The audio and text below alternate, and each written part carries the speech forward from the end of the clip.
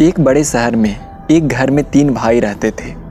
यूँ तो तीनों साथ रहते थे, लेकिन तीनों को एक दूसरे के सुख दुख से कोई लेना देना नहीं था।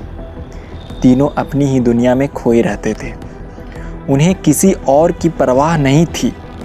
अचानक एक दिन आधी रात को छोटे भाई का बच्चा जग गया और जोर जोर से रोने लगा। उसने सिर में बहुत तेज दर्द होने की शिकायत की। रात काफ़ी हो जाने के कारण दवा की सारी दुकानें बंद हो चुकी थी। घर में भी कोई दवा नहीं थी। उस बच्चे की माता पिता दोनों ने अपने तरीके से खूब बहलाने और चुप कराने की प्रयास किया, पर उनका यह सारा प्रयास बेकार गया। वह अभी भी रोने में लगा था। सभी भाई बच्चे की आवाज़ सुनकर उठ गए, लेकिन कोई भी उसकी मदद के लिए आगे नहीं आया। तीनों भाइयों के घर के सामने एक झोपड़ी थी। उसमें एक अधेड़ उम्र की महिला थकी मंदी सो रही थी। अचानक उसे बच्चे की रोने की आवाज़ सुनाई दी, परंतु उसे भी आँख खोलने की इच्छा नहीं हो रही थी।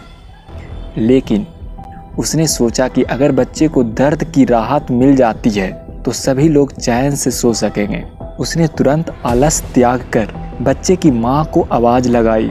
ठंड लगने के कारण बच्चा रो रहा है, यह ले जाओ काढ़ा, इसे पीते ही उसे सिर दर्द से आराम मिल जाएगा। बुढ़िया की आवाज़ सुनकर बच्चे की माँ उस बुढ़िया के पास गई और झिझकते हुए वहाँ से काढ़ा ले गई और अपने बच्चे को पिला दिया। काढ़ा पीने के कुछ ही पलों के बाद बच्चे को दर्द से राहत मिल गई और बच्चे के साथ साथ सभी लोग चैन से सो गए। ये छोटी सी कहानी हम लोग को बहुत बड़ी सीख देती है।